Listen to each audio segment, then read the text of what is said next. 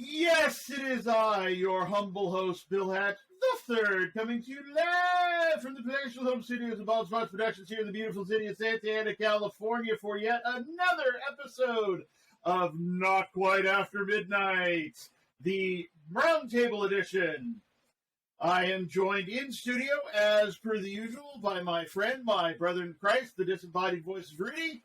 Hi, everybody, I love you all. Waka waka with the Lord.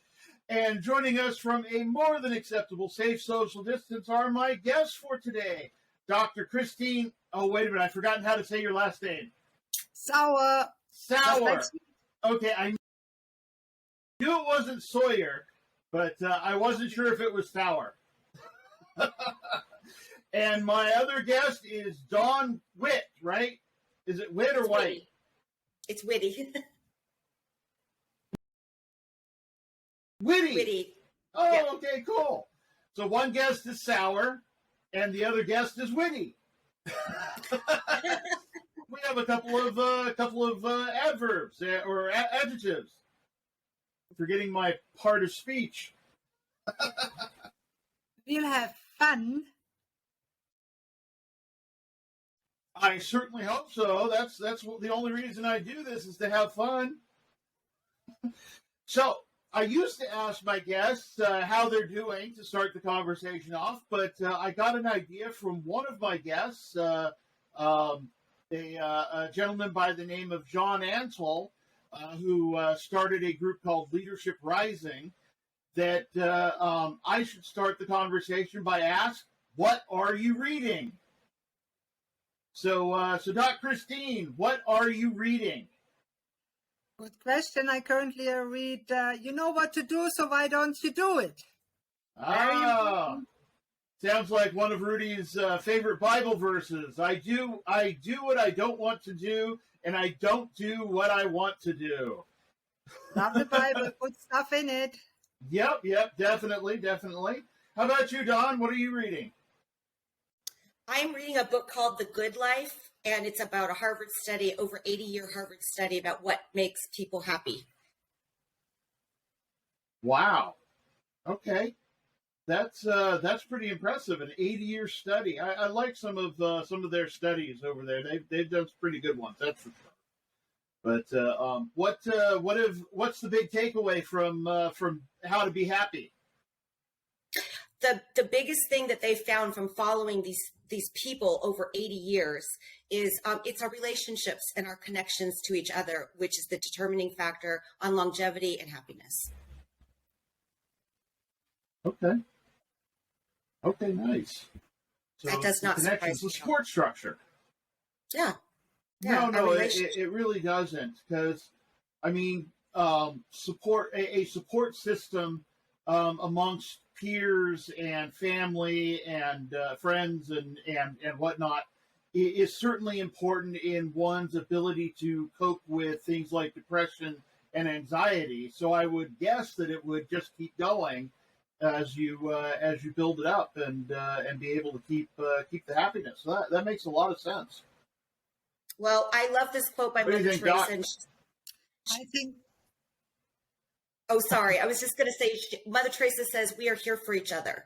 And that is as simple as it gets. But, and I don't know why they had to do a study, but it's nice that there's a study to at least back it up. Yep. Yeah. Sometimes the studies come up with answers that seem quite obvious. And we're going like, why do they have to study that? But you need to know for sure why. And be able to track all that stuff. As an armchair economist, I can definitely understand the need to get empirical data on an idea. You know, I find those studies often omit important points. Yes, social connection is a very, very important determinant of mental and physical well-being and health. But there's also having a meaning and a purpose. And yes, it can be in connection. They can be together. And I found in my personal life and with my client that always when somebody is aging well and healthy and happy, they have it all-rounded approach to life. They're resilient. They are able to handle the inevitable dips And yes, the relationships, the connections help, but also we need, and that is one of the the best definitions of mental health. We have a goal, something to look forward to. Because I always say the brain is like a car. If we just focus on what we don't want, the obstacles, the brain will take us there. But if we have something positive to focus on, and relationships are certainly something positive for many people, not for all, by the way, and then the brain does its darndest to take us to that positive goal. And that's why a positive thinking in a realistic way, not irresistible, not unrealistic positive, is very important in my opinion. Okay. Definitely a strong support for that for that opinion. Mentioning about purpose and brings to mind goals. I was reading an article the other day that was talking about goals as a negative thing, that people too often will get their goal and do this whole manifesting thing where they, it's like, okay, I'm going to imagine myself having accomplished my goal. But this is actually a negative, because in your mind, your imagination has determined that it's done. And so that can basically make the rest of your brain go, okay, we don't need to do this anymore. And so the article suggested focusing on systems instead of on goals. You certainly have the goals because you need to have a place to start, but to put focus on the systems that will engage you and allow you to actually accomplish the goal, and not just in your imagination. That's really funny that you say that, because I compare life with a mountain that you want to climb. So the goal is to get on top of the mountain, mm-hmm. and step by step is the way, the systems that you mentioned, like the Lao Tzu. I read a lot and work a lot with philosophy, mm-hmm. and it says a journey of 1,000 miles starts with the first step, which is true, but only if the first step is in the right direction. Otherwise, you go backwards and your journey will be 2,000 miles. So that's where the goal comes in my opinion. You need still to walk the talk. Yeah, you do. I love that. You have to have a target, a destination in mind. Yeah, but sometimes we miss the journey is the destination. We think the destination is out there, but it's all the experiences that we have leading up to that goal. It is part of the journey. Mm. Yep. Yeah, we need to enjoy every little step.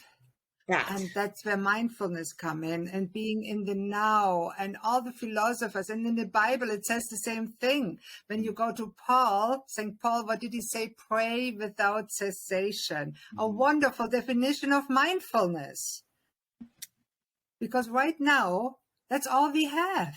Us here on via the Zoom call or something like it, an online call talking, but we are humans. We communicate. We are together in a way. Our energies mingle with the universe, with the universal energy, with God, if you want to. And it's just wonderful. And we need to be conscious. And the old Romans philosophers said that memento mori, think about this life will end. And that is a positive thing, because it makes you use this little moment even more conscious, because it may end. So use it now. Now is the time, not in 10 years. But you have to have a goal too, because maybe you live 10 years. That would be great. But for me, I say, if I die now, it's fine. I lived my life well. If I die in 10 years, it's even better. I'm okay with either. Mm-hmm. Yeah, I kind of like, for some people, I like the exercise to write your own eulogy or obituary, whichever you prefer writing out. What you want remembered. But I'm always careful not to ask somebody what they want on their tombstone, because I once, because there used to be a commercial for a pizza brand called Tombstone. And the question was, what do you want on your tombstone? And somebody actually asked me that while that campaign was running. And without missing a beat, I told him pepperoni and sausage. So, I like it. That's so funny. We actually did that exercise in my first semester in medical school in Germany in 1979. There you see, I'm old. not that. Getting better as I get older, like wine, you know. Mm-hmm. All right. Yes, aging like fine wine. Oh, that reminds me. I'm marinating a pork belly in a fine wine right now. After we're done, I got to go to the smoker. Sounds like an unhealthy undertaking, but enjoy it. Yes, I will definitely, because it's got to. You're right. It's got to be all about that moment, because it's all we really have. You know, the next moment isn't promised. Tomorrow is not promised. And so, you know, we've been talking. We've mentioned a lot of quotes from the Bible. But the man who built the parable of Jesus, the man who built the barns and the silo and the grain store, you know, silos and stuff, and thought, great, I can sit back and relax now. And God said, you fool, this very night your soul will be accounted for. And so you never know what you know. Even after you accomplish something, you may not have any more time than that. But yeah, we really do need to live in the now, in the moment. It's kind of existential in in a way. But yeah.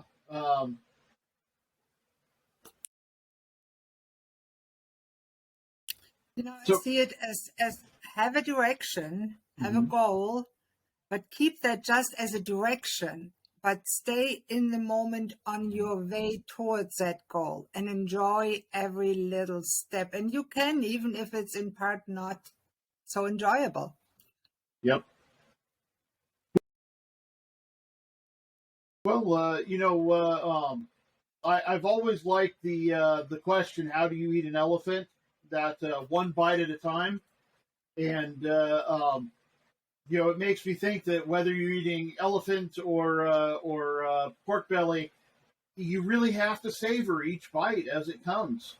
And you know, and shoot, where am I going with this? I don't want to eat an elephant. What, Rudy? I don't want to eat an elephant. You don't want to eat an elephant? No, pork belly sounds better. I'm a vegetarian, so I don't definitely. Elephants are a little too smart. What are you saying, Don? Oh yeah, go ahead. Oh, I'm a vegetarian, so I won't Can eat either. vegetarians eat? So do you eat killing chicken? those poor plants? Do you I eat know. chickens? I do No, feel bad. that's not a vegetarian. No, I've also smoked vegetables before. I really like smoked asparagus. Yes. It's so good. And smoked portobello mushroom caps. So good. Oh, yeah. Just Smoked corn. Smoked corn. I haven't smoked corn before. I want to try smoking potatoes. But they seem kind of dense. And, oh, what I really want to try is baking an apple pie on my wood smoker. Mm. We're going to make people hungry. Yeah.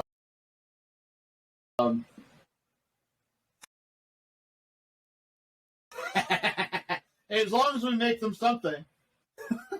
Now, I work a lot in the weight loss arena too. And of course, sometimes people don't want to eat or they want to restrict themselves very much. And I think it's a very unhealthy attitude. Yeah. I always say, if you choose to eat junk, at least enjoy it. And that frees your brain. If you're not saying, I can't eat that because you want it extra hard, it frees your brain to, on average, eat more healthy and eat less and eat only when you're really hungry. And that's a true key to lasting weight loss. And I myself, I lost 150 pounds 15 years ago and kept it off. So I know a little bit about it. Yeah, I'm in the battle of the bulge right now.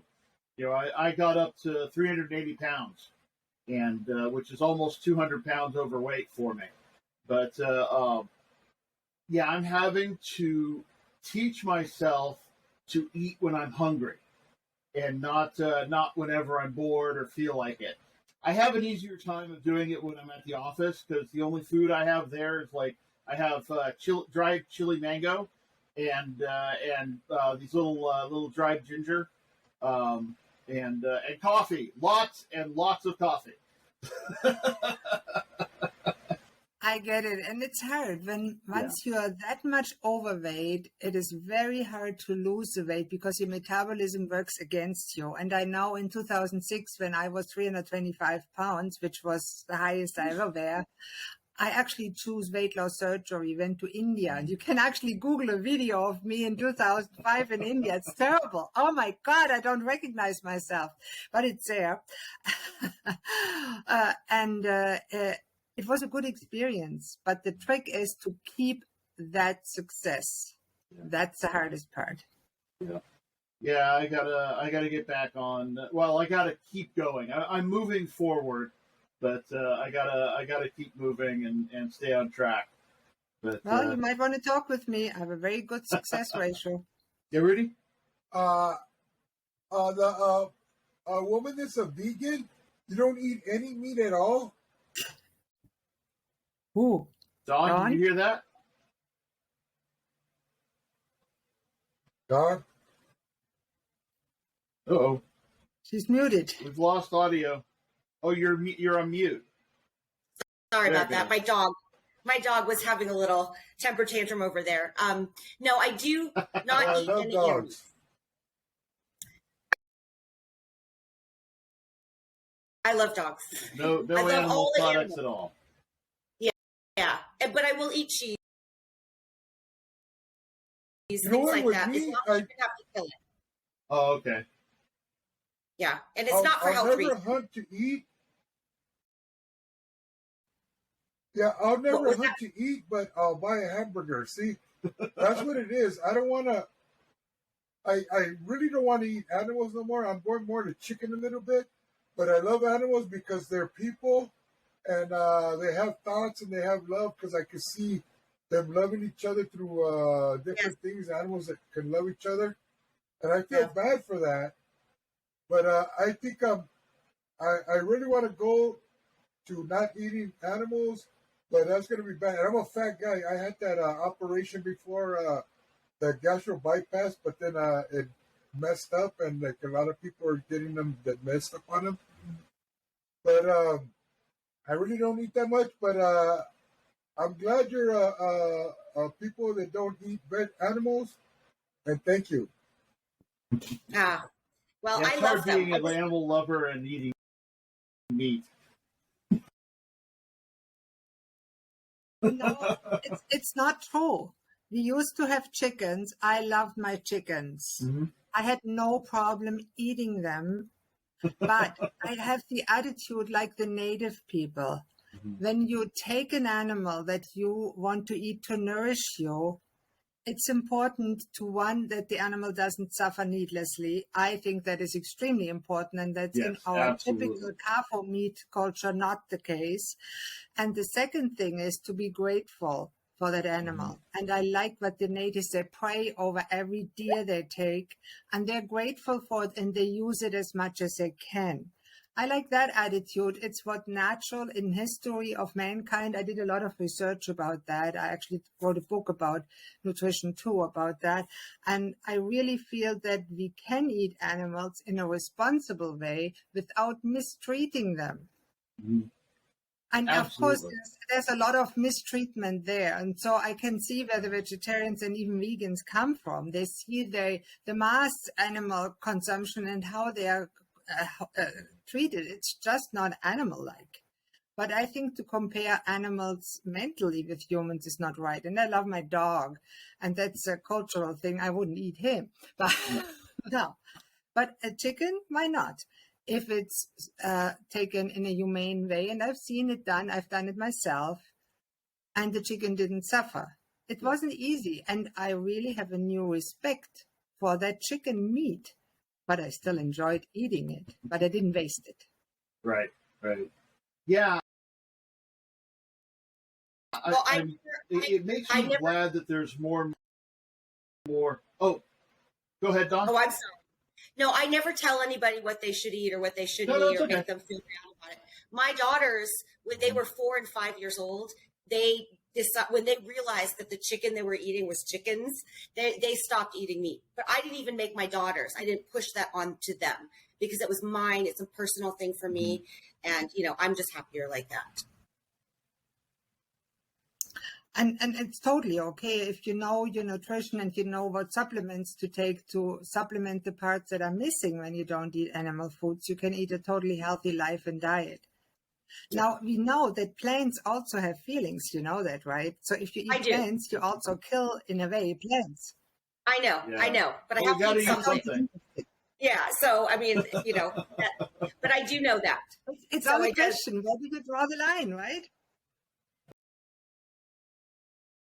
Right. I mean, I think we could just eat fruits because, right, the fruit is like you're not killing it. It's there. So I could be a fruitarian, but I don't like fruit that much. So, but yes. It's an interesting perspective. It's really interesting. I always like to talk to vegetarians and have a discussion about that worldview. And I find it interesting because where do we draw the line? Right, and everybody has a different one. Right. In different cultures, they'll eat dogs, and that's perfectly okay. Other cultures, they'll eat monkeys. We look at that and we're like, oh my God, how could you eat a monkey? Or how could you eat a dog? Well, to me, I look at a cow and I just want to pet them. So again, everybody has a different line, and mine just is like in a different place than other people's. I love petting cows, by the way. They're beautiful. I love petting cows. We had pigs too. They're wonderful, clean animals. Mm-hmm. Yeah. And they taste good. You know what, ma'am? One day I'm going to be a vegetarian and I'm going to dedicate it to you because I love animals. And we're going to move to Missouri, and I want to start getting old animals that are like, what do you call them, Bill? The older dogs. Senior citizen animals. Senior so animals. So they can at least have love before they die instead of being in the kennel, so they can have somebody to love them. Yeah. Because it's terrible not to feel loved or be loved. Yes. Yep. Yes. So then, too, I'll be eating a salad. So, and I'm going to remember you because I want to do good because I know everybody eats everything, but even God says you can eat stuff. But I hopefully not do that no more one day. Yeah, I think the lack of cruelty is key in continuing to eat God's tasty critters.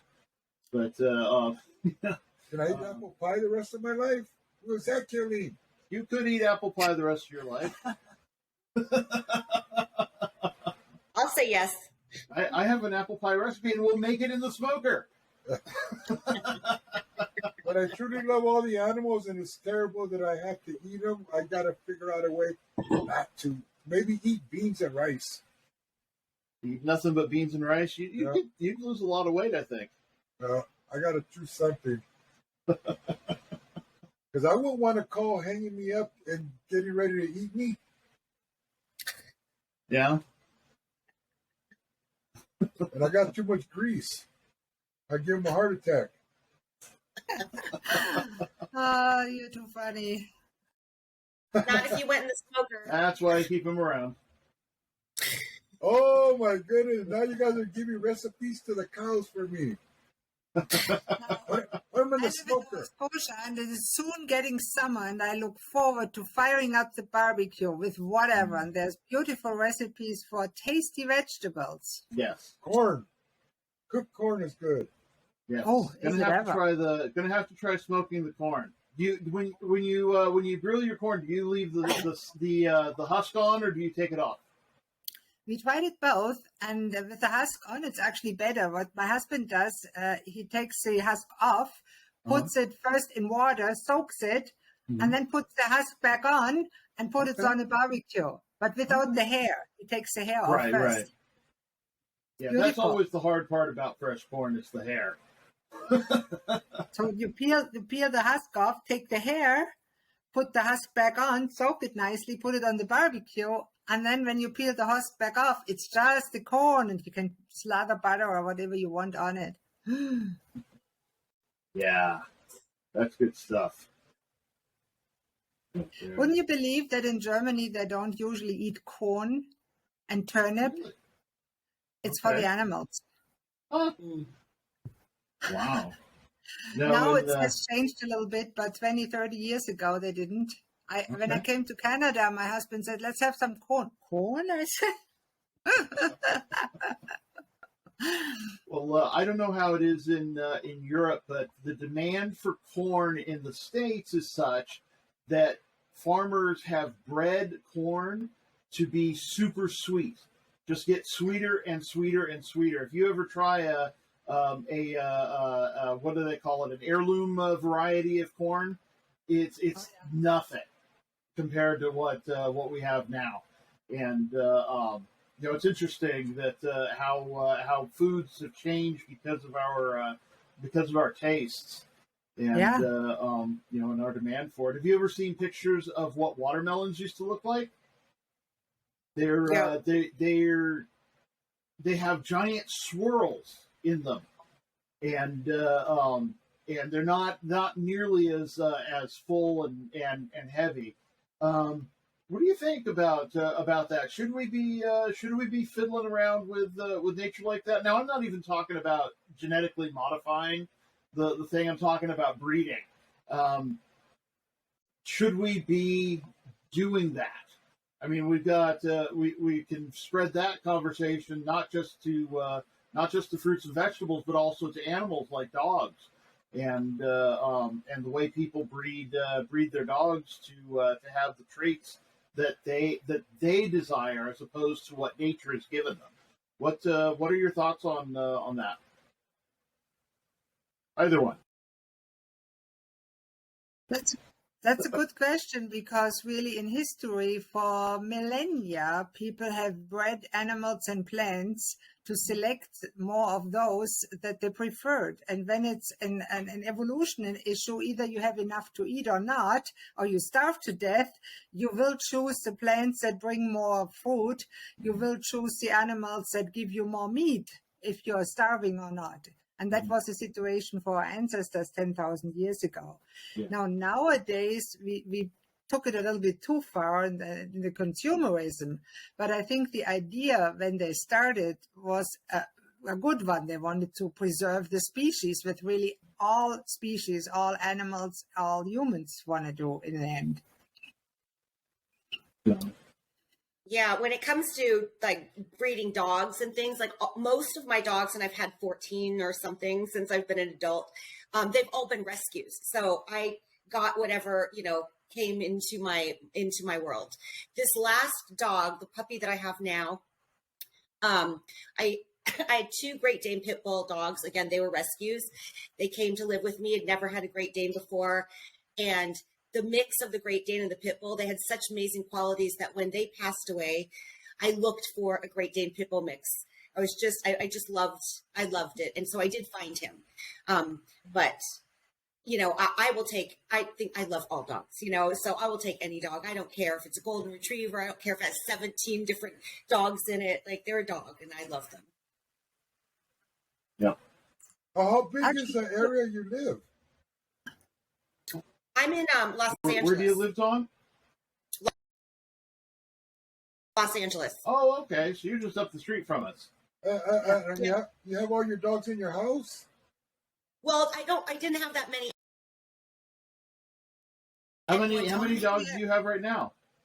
I only have 2. Oh, okay. Not 14 at once. Man, I can wear a dog suit and live at your house and you won't even know it. I would know it. At one point, I did have 6 dogs. That was the max, but wow. I only have 2.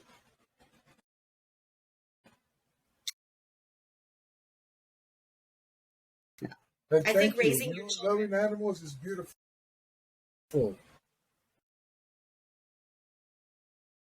Raising children with animals. I love it. Yeah. I love. Yeah, we've just got the 2 dogs and a cat, but Yeah. our dogs are both rescued. Well, the dogs and the cat, I guess, are technically rescues. The cat was semi-feral and kind of adopted us, but the 2 dogs were rescues. The toy Chihuahua was rescued from a lady on the street. My good dear friend who passed away, Leah, Rudy's wife. She was just going about her business, and there was someone out on the street with these dogs, and she actually took 2 of them. One she gave to her friend Al, and the other she brought home, and that's the one we have now. It's Scooby. He's, what did we say, about 10 years old or so? Yeah, he's old. Yeah, he's about 10. That's not that old. And then Princess is a few years younger than that. She's a Maltese mix that we got from the shelter up in the valley somewhere. I think it was Van Nuys. And actually, it was funny. There had been, the reason we went up there was there was a news report about 50 Chihuahuas that had been liberated from this dog order up in LA. And so we went up there to try to get one of those to try to get a companion for Scooby. And because he's really small. I mean, he's like really small. And we get up there, and there were like only 2 of them left, and they were bigger ones. And there were like a dozen people there waiting on to get those dogs already. So that was right out. So we were on our way out the door, and this woman comes in holding this ball of matted, dirty white fur, and she was little. So we asked what the process was. She said, "Well, we got to give them, like, I think it's 2 or 4 weeks. I don't remember how many. And then if the owners don't come and claim her, then you can come and get her." And so we got back there pre-dawn. Leah wanted this dog so badly. It was like 3 or 4 in the morning when we got there, and so it was still dark. And we waited, and finally they opened the doors. We were the first ones in, and they said, "Yeah, you can have her. Here are the fees and everything." And we think she's about 3 years old. This was so not true, because they said she's 3, so she's not going to get any bigger. She got bigger. Is that funny? Yeah, we figure she probably wasn't even 9 months when we got her, and now she's like, what would you say, 2-3 times the size of Scooby? Well, she's fat now because she eats a lot of the treats. Yeah, she eats a lot of. She knows how to play Rudy. Yeah, I can't refuse her. Every night she looks at me, and I said, "No more. You ate too much." I go, "Oh, here's one more." Yeah. I always feel bad. I don't want her not to have anything she don't want, so I give her whatever she wants. Yep. His spoiled little brat. Yeah. Oh, animals sure have a personality, don't they? Oh yeah. She's actually really smart. She knows. She's figured out that if she stands there and stares at the bag of treats, Rudy will give her a treat. And if she stands there and stares at his glass of water, he'll give her a drink of water. Yeah, I let her drink out of my cup. She doesn't drink out of the dog bowl anymore. Yeah, she doesn't. She only drinks out of my cup. And she'll stand there looking at me, and I'll say, "What do you want?" And then she'll look at the cup. So then I'll give her some water. And Scooby drinks out of the bowl, but she drinks out of my cup. That's fun. Yeah, that's so funny. You know what our dog figured out? He used to steal stuff like Kleenex. And we used to distract him with the treat. So he went for the treat and we could take the Kleenex. And now he steals something just when he wants a treat, because he knows. He doesn't even chew on the Kleenex. He puts it in front of him, sits there, and then looks at us and says, "Where's my treat?" Yeah, after my wife passed away, my animals really, really helped me. because I know they love me, and like I come home and they kiss me and they love me.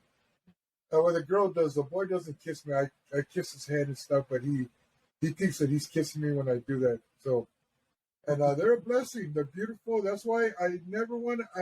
I want to get raccoons. I want to get squirrels. Right now, I'm feeding a squirrel, and a crow's coming to eat it. Then at night, I throw some peanuts on the floor. Then a raccoon eats it.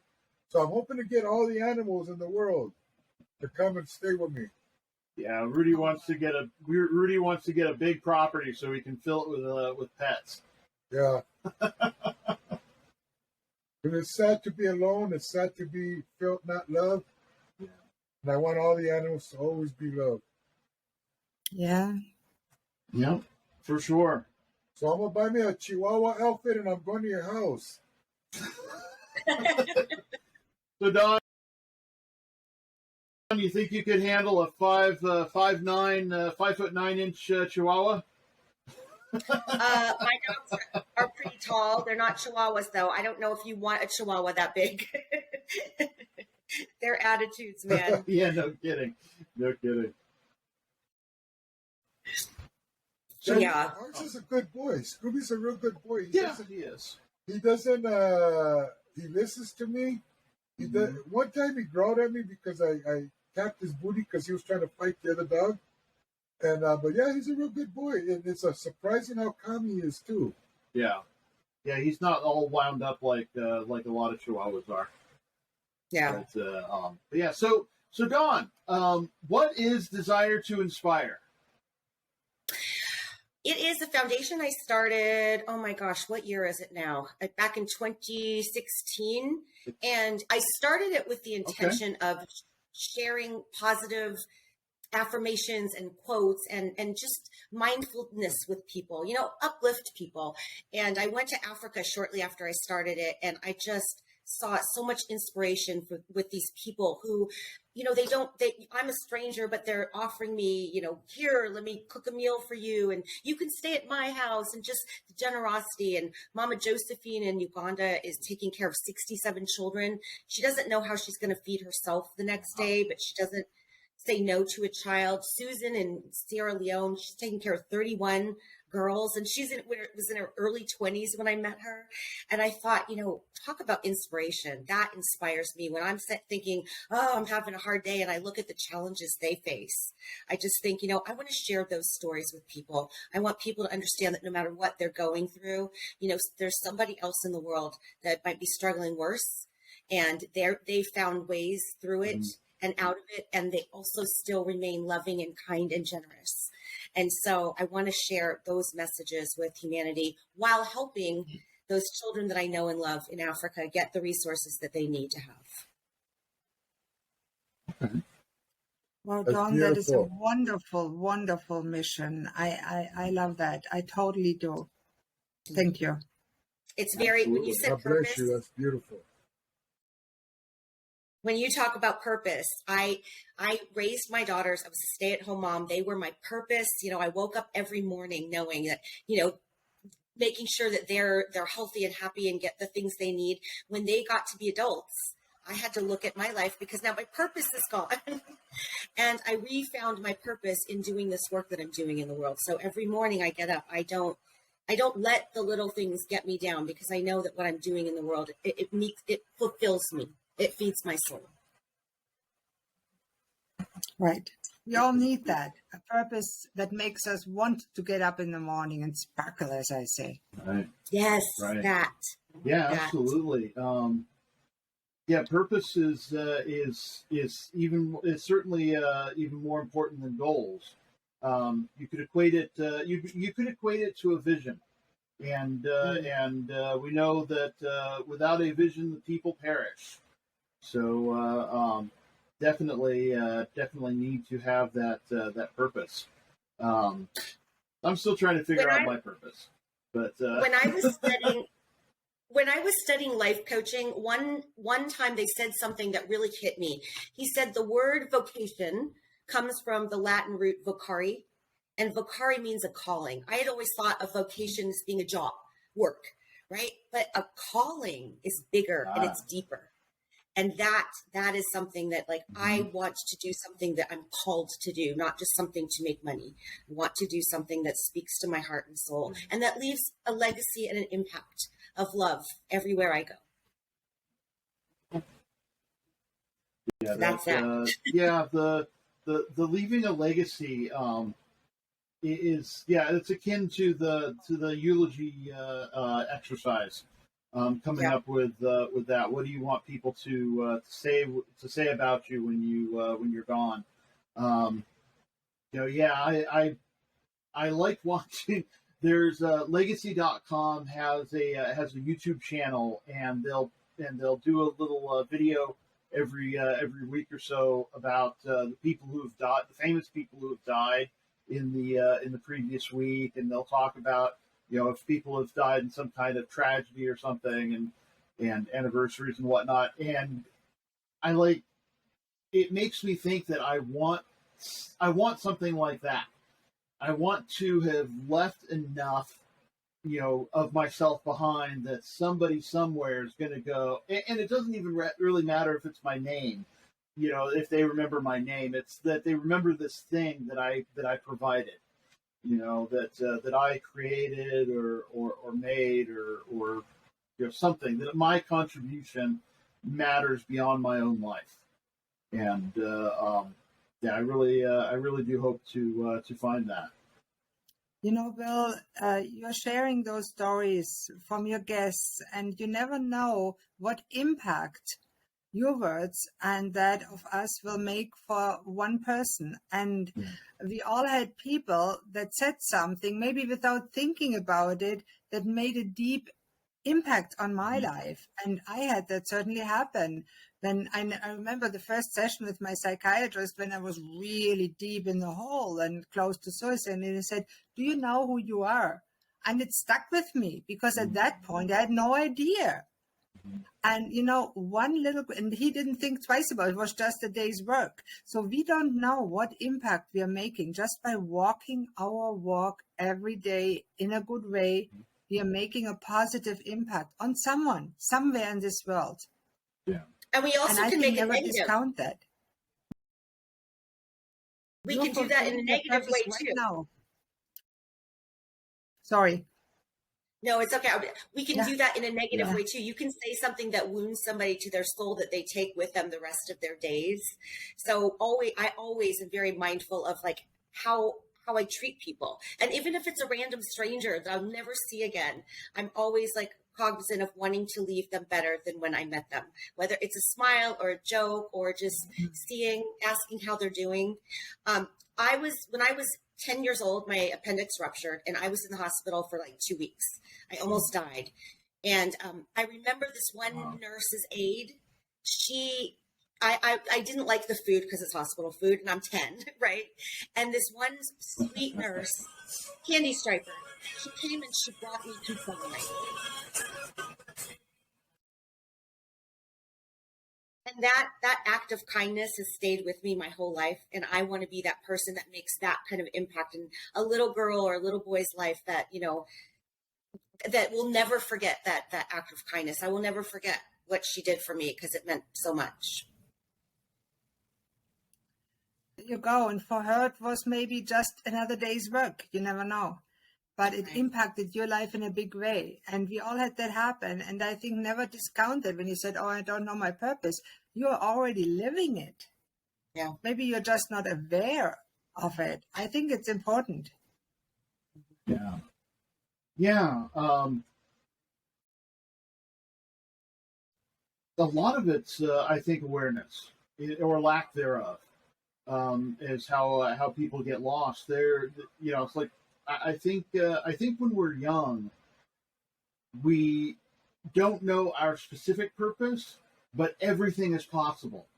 And so we can pick whatever wonderful thing we want to be, to be the cowboy, to be the astronaut, to change the world or be a superhero.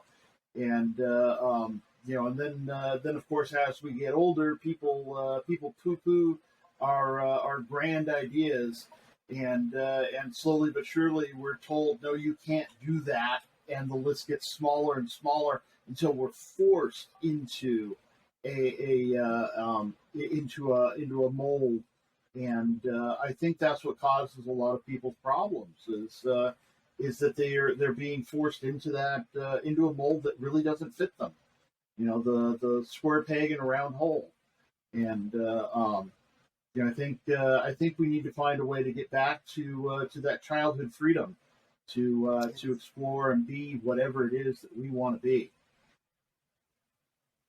Yeah, you're right. I think it's all about the awareness that it's our choice to change our life and to start living our best life as we want to define it. Yeah. It's a choice that we as adults usually have. Right. Children don't, but we as adults have the choice to change ourselves to the person that we want to become. It may be hard, but it's possible. Yeah. I grew up in gangs. My family were gang members. And you had to be tough. I had to fight. My parents told me, if you ever come home that you got beat up, we're going to beat you up. So I fought good. I was a good fighter. I really didn't lose. It's not bragging. But so every time I would mess somebody up, somebody else would come. I remember one time I was in grammar school. I hit this dude in the mouth because he's acting crazy.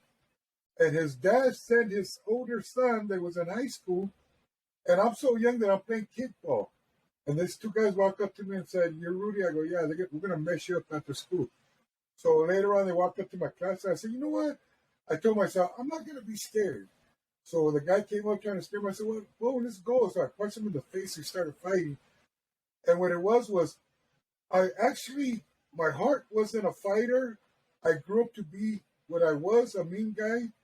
But now that I'm older, I can choose not to be the mean guy no more.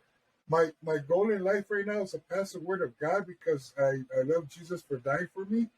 But what it was I was a person, even when I beat somebody up, I honestly went home and felt bad, but then I said, that's their fault. They shouldn't have came to me. So what it was I grew up one way, and I'm glad that God let me become another way. And I don't know if that was the message for my life to be that way, so then I could show more mercy when I got older. So I don't know, but it's a lot of times it's your environment. So like, I'm not the kind of guy, let's say if I go to a psychiatrist and the psychiatrist says, "Rudy, do you think people are trying to kill you?" I'm going to say, yeah. I go to my own neighborhood, somebody's going to kill me. So then they're going to take it as I'm paranoid, but some people don't realize that's the life that I had to live. And the questions that a psychiatrist can ask me, if I would be truthful, they would think, hey, this guy's a nut because he thinks people are trying to kill him. He sees this. He's paranoid and this, but in reality is people were trying to kill me because where I grew up. Yeah. So psychiatrists don't know everything if they don't listen to their patients really well, and some don't. And it's a situation. And there's people that are actually, somebody wants to kill them. That's not paranoid. They have to be careful. I was doing an intake I had to fill out an intake form for a psychiatric nurse practitioner when I was first getting everything set up to take care of my depression. And one of the questions was, how many times do you wash your hands each day?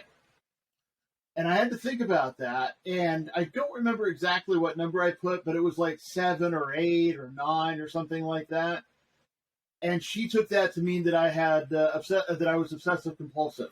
Oh, come on. Yeah. And all. And I'm like, well, I wash my hands after every time I go to the bathroom. I wash my hands before I make food, before I eat, and probably after I eat, and I mean, you just those things alone, will get you a dozen times of washing your hands. My first vocation was as an auto mechanic. And the joke is that mechanics wash their hands before they go to the bathroom. Which is true because your hands are all greasy and messed up. So there are times when I will wash my hands first. But it's all relative. You're so right, but it's all right. There's stupid questions like that. If you don't evaluate it properly, they lead to stupid results. Yeah. I had to convince her that I wasn't OCD. Oh my God. needless to say, she didn't last long on my medical team. I understand. I think I wash my hands more than 7 times a day because I do food. Come on, it's ridiculous. Yeah. Yep. When you clean the cat box, you take out the trash, whatever it is. Yeah. And just ask a doctor how often do you wash. When I was doing surgery in the operating room, I scrubbed my hands for 15 minutes. Oh my God, that's OCD, unless I'm a surgeon. So right. Or maybe you're OCD and you just don't know it because you're a surgeon and you have to wash your hands that much. I like it. That's a good one. If you have OCD, become a surgeon. How about that? There you go. And what was your specialty when you operated? What did you say? What was the most thing that you ever operated? What was your specialty? Yeah, I operated as a resident. I helped, and then later as a dermatologist, I did a lot of surgery on the skin and on leg veins. I did stripping and all that, and then transplants and stuff. It was a lot of fun. I enjoyed it greatly. But of course, you wash your hands constantly. When you have 100 patients a day, after every person, you wash your hands. So there's OCD if you want to. It's crazy. It's crazy. Just a hygiene thing. You know what I love about this show? Bill brings brilliant people. He's teaching me to know brilliant people. One day I'm gonna be on the street. I know her. They know me. See, and I'm gonna have brilliant friends. Hopefully, it rubs off on me. Thank you, but never forget that each of you is just as brilliant as anybody else. I'm no more brilliant than anybody else on this show or anybody else in this world. I have specialized knowledge. I happen to have a pretty decent brain given to me by nature, by God. My parents allowed me to build it up, but I'm no better than anybody else. And, I'm working with a parenting coach on my team, and she says, every child can be raised to be a genius. A genius meaning that they live happy, healthy, well-adjusted in their genius zone and be successful at their chosen vocation, purpose, meaning. And be able to make some contribution. You don't need to be Mr. Einstein all the time. No. But see, Bill won't let me operate on him. He'll let you. Rudy picks up a scalpel, I'm out. Yeah. To be honest, if I want my car operated on, I wouldn't choose me. Well, I'll help you while you're giving me an operation. The fish who cannot climb a tree is not mentally impaired. No. Everybody has their purpose. I always quote my husband. We are married for 25 years, and I always say he's a genius, but he cannot read or write. And people think, oh, he must be stupid because he can't read or write. It's just not true.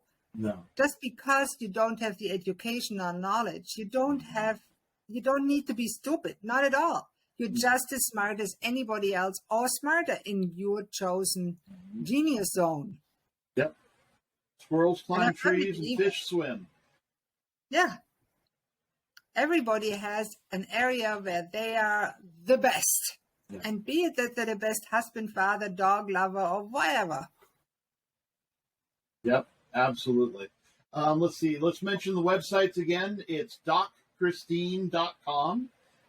2 C's in there. And it's Christine with a CH. And then we have desiretoinspirefoundation.com. Which that's easy. That's another easy one to remember. It's .org. .org. Oh, .org. Oh, I'm sorry. Desiretoinspire.org. Desire to Inspire Foundation. Desire to Inspire Foundation.org. We got it. I'll put it in the description so nobody will mess it up. They'll have a link in the description. Bill, can I just give your listeners a quick gift? Absolutely. So if anybody wants to reduce stress fast, I have a little mini course that I give away for free with a video to show you how to can turn off stress in less than 10 minutes. And all you need to do is go to 123calm.org. 123calm.org. Okay. 123calm.org.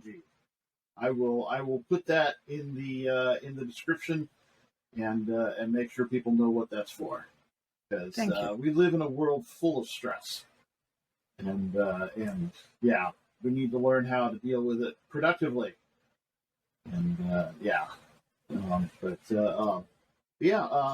and then since we're doing promotions, I'm going to run my little advertisement that I made, so stay tuned. We'll be right back. Are you tired of being bogged down by tedious paperwork and repetitive tasks? AutomateU.co can give you the edge you need to succeed and stay ahead of the competition. With our innovative automation solutions, you can save time, reduce costs, increase efficiency, and grow sales across your entire business. Revolutionize your business with AutomateU's innovative automation solutions. Stay ahead of the competition and boost your bottom line with streamlined processes, increased efficiency, and enhanced sales growth. Try AutomateU.co today and start achieving your business goals faster than ever before. Get your 30-day free trial now at AutomateU.co. Okay, we're back. Yeah, that was one thing I had to change when I started doing it on Riverside. Was I have to edit the ads and the ending credits into the videos in post. So, which isn't too bad. I mean, it's not the worst thing, but because I used to do the show on Skype, as I'm sure you remember, Dr. Christine, and that was just no good. Yeah, this may not be much better, but at least it's somewhat better. So, but okay. Let's see. What else can we discuss? We've discussed so much so far. If the power goes out, it's because the battery on my laptop gets empty and I don't have the plug around. So just so you know, you're warned. It tells me. I'm warned. But suddenly disappear my computer. Ooh. So, well, thankfully your upload speed's pretty fast. Dawn's upload speed is really slow. You're only at 11% upload. But what does that mean? So you'll have to leave your computer on after we're done. What it is Riverside records locally for each person. So Dawn, your video is being recorded on your computer, and Doc, your is being recorded on your computer. Mine's on mine, and then they slowly upload as we go, so that the quality is as good as it can be. We get 720p live, and then I think it can go to 1080 for recording. If I start paying for it, they'll let me do 4K, but which I have the camera for, but not the screen. I can record in 4K, but I can't see in 4K. Speaking of these kinds of things, how important is technology in your work? Hey. I work online 99% of the time. Yeah. Same. How about you, Dawn? Same. Yeah. I mean, I have to. Did the pandemic change that, make that change, or was it always that way? For me, it was always that way. I started online. I live in a small city here in rural Nova Scotia. There's not much going on locally. So I decided when I started the business, it will be mostly online. I have a few local customers, and mostly it's worldwide. Nice. How about you, Don? Yeah, I depend on technology for so much, whether it's communicating with people in Africa, and I think about it. When I was a little kid, there was one phone in the house and a landline and everything. And now we literally can communicate with anybody around the world in our pockets. So I'm a fan of technology and I use it extensively. Yeah, absolutely. For me in the coaching realm, the pandemic kind of started to change because people were had to get used to doing things online.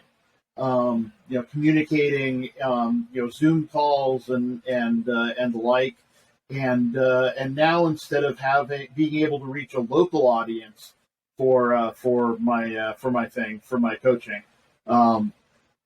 I've talked to people around the world now. It's ridiculous, and with the show, it's gone even further or farther. I've had farthest guest I had was in Israel, and but I've had guests from Finland and England and Costa Rica and just all these amazing places around the world that now I really want to visit. I have to send you a few of my Australian people. Okay. Yeah, I haven't had anybody. I don't think I've had anybody south of the equator yet.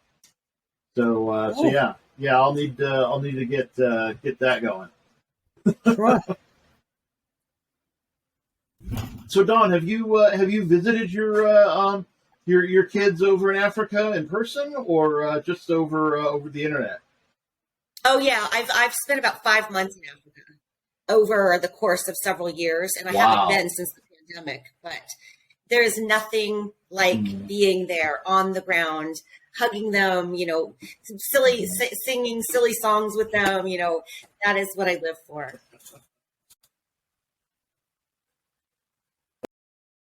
That's awesome. Desire to Inspire Foundation.org. That is true. And 123calm.org and dochristine.com.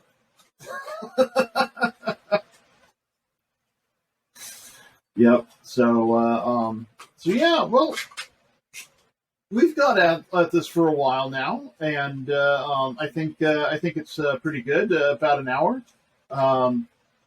Usually pretty good, unless we really got into a conversation. I think we solved the problems of the universe.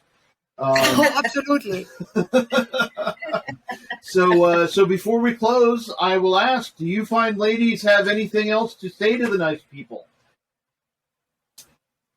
Doc Christine, you I want to say one thing.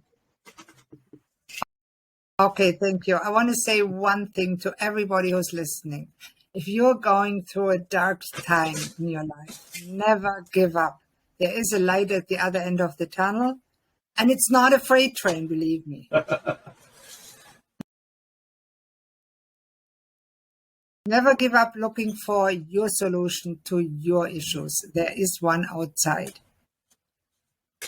There is indeed. Yes, mental health issues have a special place in our hearts around here. I actually end the credits with here in the States. Our new suicide and mental health crisis line is 988, and I do a little ad for that at the end of the credits, so people can have that. And because dealing with those things is not fun.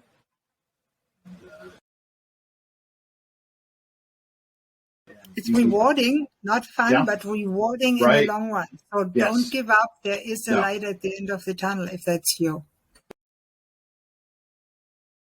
Yep, that's for sure. How about you, Dawn? I always like to leave people with the idea that we all have an opportunity. We talked about legacy today. We all have an opportunity to make an impact on somebody's life, and we get to determine what that impact is. So it does not cost money to smile at somebody. It's free to make a joke.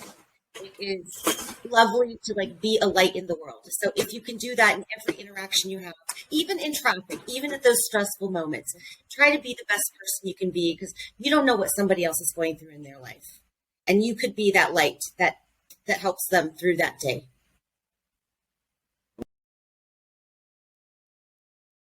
Oh yeah. For sure, yeah. Rudy's my constant example for that.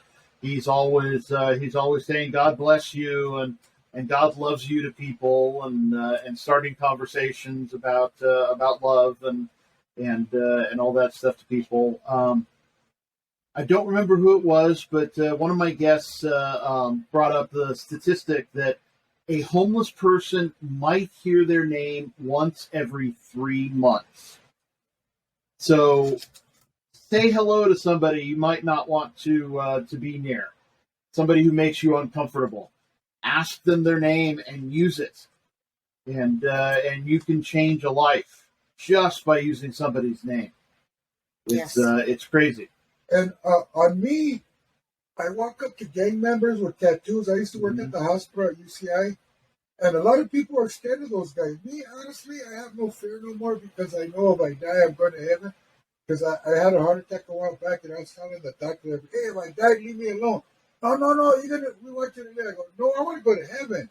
But the thing is, everybody I talk to is out of love because your soul is your soul. And what it is it's beautiful. And I believe the animals have soul. And I really appreciate that you have a lot of dogs and you take care of dogs. And doctor, I appreciate you because I've been shot before with a shotgun. And I know that they, 2 different times. And I know that a doctor was there to help me. But I pretty much walked out of the hospital because I thought I was a man. I was tough. But the thing is, you guys do bring great things to the world. And we all should bring great things to the world because you know what? One time I was walking down the street when I was a teenager. Somebody told me, "Hey, don't worry, it's going to be all right." And I was thinking, what is that much of a... Because I had a terrible life growing up as a kid, my parents and everybody. And I guess they saw the misery of the pain that I had, and it kind of perked me up a little bit. I'm going, man, am I showing negative that I'm this negative? So remember, if somebody's drowning, don't give them a cup of water. Give them a hand. I love you all. And I love you, ladies, and thank you very much. And I love you in God's way because God wants us to love each other. Thank you. Yes, absolutely. Thank you both. One last mention, DesireToInspireFoundation.org and DocChristine.com and 123calm.org for the free stress relief. And so definitely those links will all be in the description. So everybody be safe out there. Remember to wash your hands and stay tuned for the ending credits. I love you all. Have a good day. God bless you. Thank you all for tuning in. This has been a presentation of Bald Spots Productions. I would like to thank my producer, my beloved mother, Eileen Hatch. I, of course, am your humble host. I'd really like to thank my Ed McMahon, Rudy Corlew. Yes. I'd like to thank my special guests, Don Whitty and Dr. Christine Sauer. Support the show if you feel so led over on patreon.com. We're known as Bald Spots Pro. Don't you dare miss YWL Online. You can find us on Facebook and wherever fine podcasts are offered. Tune in next time when my guests will be William Collier and Alan Meisner. Be sure to like, comment, and share. Subscribe, follow, whatever it is you've got to do to kick that algorithm into gear and help us reach more people. If you or someone you know needs support now, call or text 988 or chat 988lifeline.org. 988 is the suicide and mental health crisis lifeline here in the States.